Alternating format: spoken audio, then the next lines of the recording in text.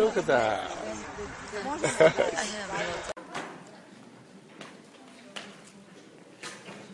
But what it really is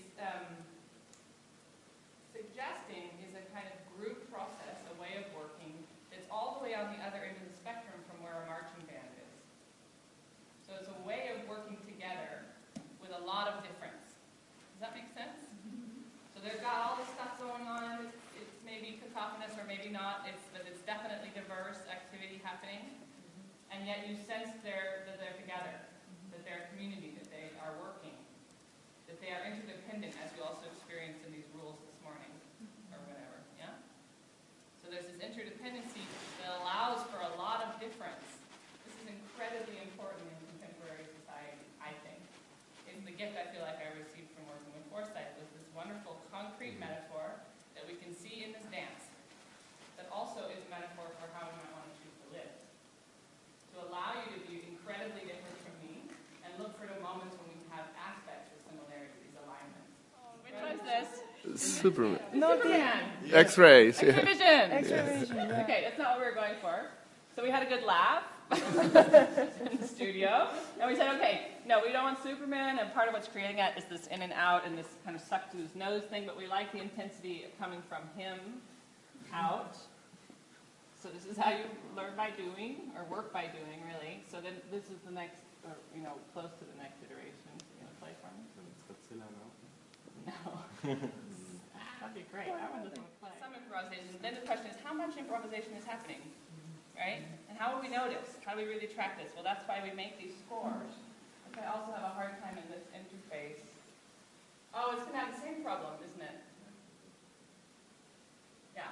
So if you look up here, there are color blocks behind these curved lines. You can see the color blocks? Those are the thematic material of the work. There are 26 themes in this dance. Set, choreographed themes. They're very precise. And they don't actually get varied, except in orientation, timing, and number of dancers, which is something that someone over here was also noticing. Yeah? The orange is improvisation. The turning of the fan.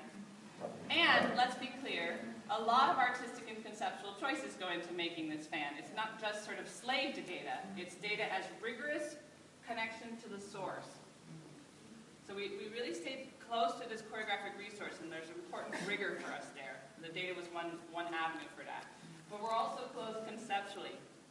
So we spent 3 years together understanding counterpoint with Foresight, with his company, and with each other. I mean, Matt Lewis and I spent hours debating, he's a computer scientist, the parameters of counterpoint and how much they could be constrained or not to describe them. And then his response was to create this contrapuntal fan. So it's these kinds of processes. She observes in this way. Right. So she must have drawn that and that and that thing. What do you And think? then, I mean, it was still his choreography, but... I mean, Yeah. I was doing the things I remembered doing the last time, but trying to interpret her. Exactly.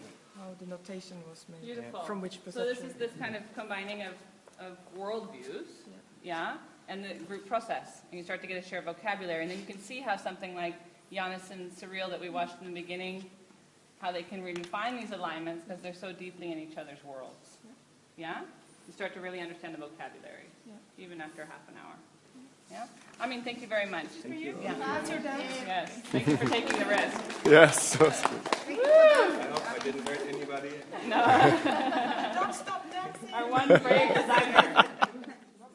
So I said, I want a more organic feel.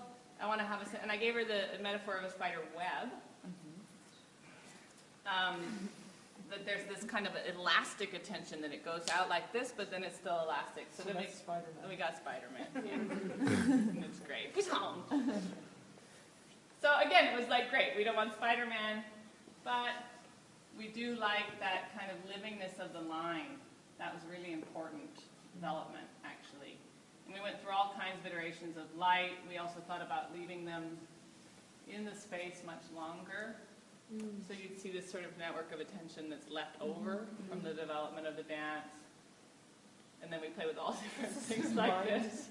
You know, so They're exercises in thinking.